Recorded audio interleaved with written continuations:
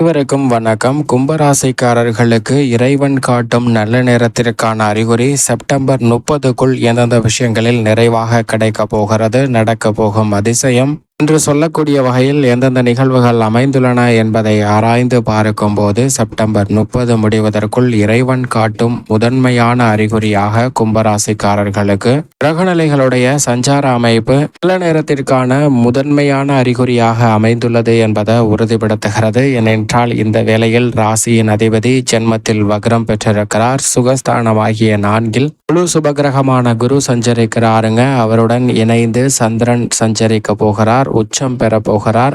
சந்திர யோகம் நிறைவாக கிடைக்கக்கூடிய இந்த வேளையில் சந்திரன் உச்சமும் ஆட்சி பலமும் பெற்று மிக வலுவாக சஞ்சரிக்கிறாருங்க. பஞ்சமஸ்தானத்தில் மங்களக்காரகன் வலுப்படுத்துகிறார். பாக்கியஸ்தானத்தை வலு சேர்க்கும் வகையில் சுக்கிரன் அங்கு ஆட்சி பலம் பெற்று சஞ்சரிக்க போகிறாருங்க. இப்படி பல கிரக நிலைகள் மிக வலுவான நல்ல முன்னேற்ற வாய்ப்புகளை நிறைவாக பதிவு செய்வதற்கான யோகத்தையும் நல்ல நேரத்திற்கான அறிகுறி நிறைந்த ஒரு தருணமாக அமைவதற்கான வாய்ப்பையும் உறுதிப்படுத்துகிறது. இது மட்டுமல்லாது வீட்டில் நீங்கள் நல்ல நேரத்திற்காக நல்ல பல திட்டங்களை தங்களுடைய வாழ்வில் முன்னேற்றம் பெறுவதற்காக யூகிக்கும் போதும் அந்த திட்டங்களை செயல்படுத்த முயற்சி செய்யும் போதும் பல்வேறு வகையான வளர்ச்சிக்கான திட்டங்களை வகுக்கும் போதும் பள்ளி கொடுக்கக்கூடிய சகுனம் கூட நல்ல நேரத்திற்கான அறிகுறியாக உணர்ந்து கொள்ளலாம்.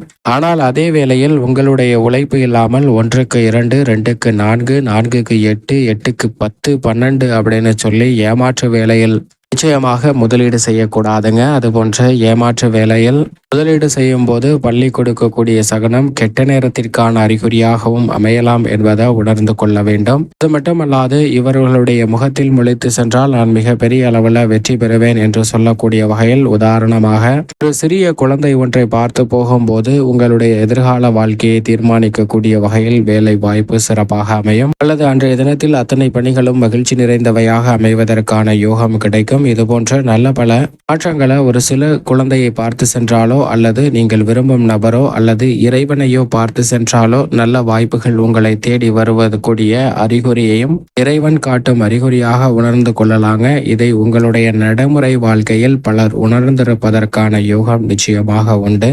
அது மட்டுமல்லாது சில நேரங்களில் உங்களிடம் இருக்கக்கூடிய குறையும் அதனால் சிந்திக்கக்கூடிய பிரச்சனைகளும் கூட நல்ல நேரத்திற்கான அறிகுறியாக அமைவதற்கான யோகம் உண்டு என்பதும் இறைவன் காட்டக்கூடிய அறிகுறியாக பார்க்கப்படுகிறது. உதாரணமாக ஒரு நபர் இருக்கிறார், அவர் செக்யூரிட்டி பணிக்காக முயற்சி செய்கிறார், அவருக்கு அந்த வேலை வாய்ப்பு கிடைக்கிறது. அவர் பணியாற்றி கொண்டிருக்கும் போது சில மாதங்களுக்கு பிறகு அவருடன் பணியாற்றிய எழுத படிக்க தெரிந்த மற்றும் கணக்கு வழக்கு தெரிந்த ஒரு செக்யூரிட்டி அந்த பணியை விட்டு சென்று விடுகிறாருங்க. எனவே அந்த வாய்ப்பு இவருக்கு வழங்குவதற்காக அந்த கம்பெனியின் உரிமையாளர் இவரிடம் எழுத படிக்க தெரியுமா என்று கேட்கிறார், கணக்கு வழக்கு தெரியுமா என்று கேட்க இவர் எனக்கு கணக்கு வழக்கு நன்றாக தெரியும், ஆனால் எழுத படிக்க தெரியாது என்று சொல்லிவிடுகிறாருங்க. எனவே அவருக்கு இந்த வாய்ப்பு வழங்குவது மறுக்கப்படுகிறது. அதோடு மட்டுமல்லாது அவருடைய வேலையும் பறிபோகிறது. எனவே இது போன்று வேலை இழந்த தருணத்தில் அவர் வருத்தம் கொள்ளவில்லைங்க. அடுத்து என்ன செய்ய வேண்டும் என்று சிந்திக்கிறார். கும்பராசிக்காரர்கள் பலரும் இதுபோல் பல குறைகளால் பல பிரச்சனைகளை சந்திக்கும் போது அதிக அளவுள்ள சிரமத்தையும் அடுத்து என்ன செய்வது என்று யோசிக்க முடியாமல் சிரமத்தில் கொள்கிறோம். ஆனால் இந்த நபர் அங்கு இருக்கக்கூடிய வேறு வேலை வாய்ப்பை தேடுகிறார். அப்படி தேடும் போது ஒரு மெக்கானிக்கல் கம்பெனியில் ஹெல்பர் வேலை, உதவியாளருடைய வேலை கிடைக்கிறது. அந்த வேலையில் இணைந்து பணியாற்றும் போது சமயத்தில் நீண்ட தூரம் சென்று மெக்கானிக் பணிக்கு தேவையான பாகங்களை வாங்கி வருவதற்காக இவர் அனுப்பப்படுகிறாருங்க. அப்படி அவர் அங்கு சென்று அந்த பாகங்களை வாங்கி கொண்டு வந்து இந்த கம்பெனியில் கொடுத்ததற்கு பிறகு யோசித்து பார்க்கிறார். அந்த சுற்று வட்டார பகுதியில் மெக்கானிக் உபகரணங்களும் எதுவுமே இல்லை. எனவே அந்த முயற்சியில் ஈடுபடலாம் என்று இருக்கக்கூடிய அந்த வேலையை விட்டுவிட்டு சிறிதாக தள்ளுவண்டி கடை போல், ரோட்டு கடை போல் ஒரு சிறிய மெக்கானிக்கல் உபகரண பாகங்கள் கடையை ஆரம்பிக்கிறாருங்க. நல்ல லாபம் கிடைக்கிறது. உடனே வாடகை கட்டிடத்திற்கு தன்னுடைய கடையை மாற்றுகிறார். அங்கும் நிறைந்த லாபம் கிடைக்கிறது. சொந்த கட்டிடம் கட்டி அங்கு மிக பெரிய அளவில் தன்னுடைய கடையை திறக்கிறாருங்க. அதற்கு பிறகு அந்த ஏரியாவுக்கு டீலராக கூடிய அளவிற்கு அவருடைய வளர்ச்சி மிக பெரிய அளவில் கிடைக்கிறது. தற்போது கூட அவர் நிறுத்திவிடவில்லை. அந்த பொருட்களை நாம் ஏன் சொந்தமாக தயாரிக்க கூடாது என்று சொந்தமாக தயாரிப்பு கம்பெனி ஒன்றையும் துவங்குகிறாருங்க. இதுபோன்றுதான் கும்பராசிக்காரர்களும் தங்களுடைய வாழ்வில் கிடைக்கக்கூடிய சந்தர்ப்பத்தை பயன்படுத்தி கொண்டால் நிச்சயமாக வளர்ச்சி நிறைவாக கிடைப்பதற்கான யோகமும் இறைவன் காட்டும் நல்ல அறிகுறியாகவும் அமையும். அதோடு மட்டுமல்ல, அவர் வைத்திருக்கக்கூடிய கம்பெனியின் அருகாமையில் ஒரு மிகப்பெரிய ஆலயம் இருக்கிறது. அந்த ஆலயத்தில் திருவிழா நடைபெறுகிறது. அப்போது அந்த திருவிழாவில் அன்னதான நிகழ்வு ஏற்பாடு செய்யப்படுகிறது. அதற்கு நன்கொடையாக அந்த திருவிழா கமிட்டியின் உறுப்பினர்கள் இவரை பார்க்க வருகின்றனர். இவரை பார்த்து இந்த அன்னதானத்திற்காக தியாகனம் நன்கொடை கொடுங்கள் என்று கேட்க அவரும் மனம் கோணாமல் ஒரு பெருந்தொகையை கொடுக்கிறாருங்க. அதை வாங்கி கொண்ட அந்த கோவில் நிர்வாகிகள் அதற்கான ரசீதியில் இவர் பெயரை எழுதி அந்த தொகையையும் எழுதி இதில் கையொப்பம் இடுங்கள் என்று கேட்க, இவர் எனக்கு கையொப்பம் இட தெரியாது, ஏனென்றால் எழுத படிக்கவே தெரியாது என்று சொல்கிறாருங்க. இதை பார்த்து வியந்த அந்த கோவில் நிர்வாகி இவரிடம், உங்களுக்கு எழுத படிக்க தெரியாமலே இவ்வளவு பெரிய வளர்ச்சி அடைஞ்சிருக்கீங்களே, எழுத படிக்க தெரிஞ்சிருந்தா என்னென்னலாம் சாதிச்சிருப்பீங்க அப்படின்னு கேட்க, எழுத படிக்க தெரிஞ்சிருந்தா நிச்சயம் செக்யூரிட்டியா மட்டும்தான் இருந்திருப்பேன் அப்படிங்கிறத யதார்த்தமா சொல்றாருங்க. இது போன்றுதான் நம்மளுடைய வாழ்விலும் இறைவன் காட்ட நல்லக்கூடிய நல்ல நேரத்திற்கான அறிகுறிகளை சரியாக உணர்ந்து கொண்டால் மிக பெரிய அளவிலான மாற்றங்களை நிச்சயமாக சந்திப்பதற்கான யோகம் இந்த தருணத்தில் கும்பராசிக்காரர்களுக்கு நிச்சயமாக நிறைவாக கிடைக்கும். நம்மளுடைய இணையதள பக்கத்தில் ஆலய வழிபாட்டை எப்படி மேற்கொள்வது, பரிகாரங்களை எப்படி மேற்கொள்வது, நவகிரக வழிபாடு எப்படி செய்ய வேண்டும், மகாலய அமாவாசை பலன்கள் என்ன என்பதை பதிவிட்டுள்ளோம். அதையும் பாருங்கள், தங்களுக்கு பயனுள்ளதாக அமையும். அதற்கான லிங்க் இணையதள முகவரி சேனல் பேஜிலும் டிஸ்கிரிப்ஷன்லையும் இருக்கு. இதையும் பார்த்து பயன்பெறுங்கள்.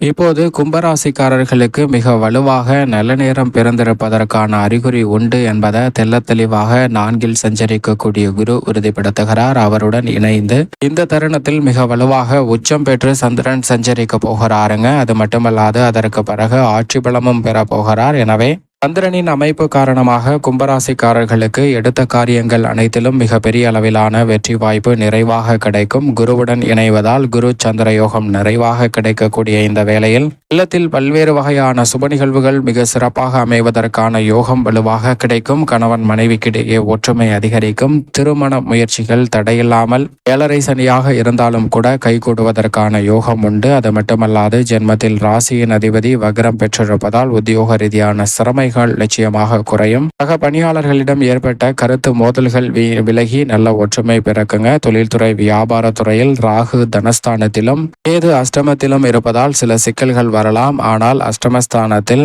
வித்யாகரகரான புதன் உச்சம் பெற்றும் ஆட்சி பலம் பெற்றும் சஞ்சரிக்கிறார். அங்கு உஷ்ண கிரகமான சூரியனும் இருக்கிறாருங்க. அஷ்டமஸ்தானத்தை பல கிரக நிலைகள் வலு சேர்க்கக்கூடிய இந்த வேளையில் நிச்சயமாக எதை செய்தாலும் அதிக கவனத்துடன் செயல்பட வேண்டும். ஆனால் ஒரு வகையில் புதன் உச்சம் பெற்றிருப்பது சற்று சாதகமான அமைப்பாக பார்க்கப்படுகிறது. இருந்தாலும் அதிக பொறுமையும் நிதானமும் மிக முக்கியமாக தேவை. கல்வியிலும் அதிக கவனம் தேவைப்படக்கூடிய ஒரு தருணமாக பார்க்கப்படுகிறது. செவ்வாய் மங்களகாரகன் பஞ்சமஸ்தானத்தில் இருப்பதால் பூர்வீக சொத்துக்கள் ரீதியான பல பிரச்சனைகள் சுமூகமாக தீர்வு காணப்படும். எதிர்பார்க்கிறபடி புதிய சொத்துக்கள் வாங்கக்கூடிய யோகம் 7.5 சனியாக இருந்தாலும் உண்டு. இதைவிட அதிக நன்மையை அள்ளி கொடுக்கக்கூடிய வகையில் பாக்கியஸ்தானமாகிய 9 ஆட்சி பலம் பெற்றிருக்கிறார் சுக்கிரன். எனவே வாய்ப்பிற்கு குறைவில்லை. நீங்கள் எதிர்பார்க்கக்கூடிய நல்ல வாய்ப்புகள் கிடைக்கும். பழைய கடன்கள் அடைப்பதற்கான வழி உண்டு. வளர்ச்சியை நிறைவாக பெறக்கூடிய வகையில் நல்ல முன்னேற்ற வாய்ப்புகளை இந்த தருணத்தில் நிறைவாக சந்திக்கலாம். அரசியல் சார்ந்த பணிகளிலும் அதிரடியான முன்னேற்ற வாய்ப்புகளை வலுவாக பெற்று தருகிறாருங்க. பாக்கியஸ்தானத்தில் ஆட்சி பலம் பெற்று சஞ்சரிக்கக்கூடிய சுக்கிரன் மேலும் இந்த தருணத்தை சாதகமாக மாற்றிக்கொள்ள நிச்சயமாக கும்பராசிக்காரர்கள் வாரத்தில் சனிக்கிழமை விரதமிருந்து அருகாமையில் உள்ள பெருமாள் ஆலயம் சென்று தீபமேற்றி வழிபாடு செய்யுங்கள். தங்கள் வாழ்வில் சந்திக்கக்கூடிய தடைகள் விலகும். இறைவன் காட்டும் நல்ல நேரத்திற்கான அறிகுறி நிறைவாக நிச்சயமாக உங்களுக்கு கிடைக்கும். நடக்க போகும் அதிசயம் என்று பல நிகழ்வுகளை சந்திப்பதற்கான யோகமும் கிடைக்கும் கும்பராசிக்காரர்களுக்கு.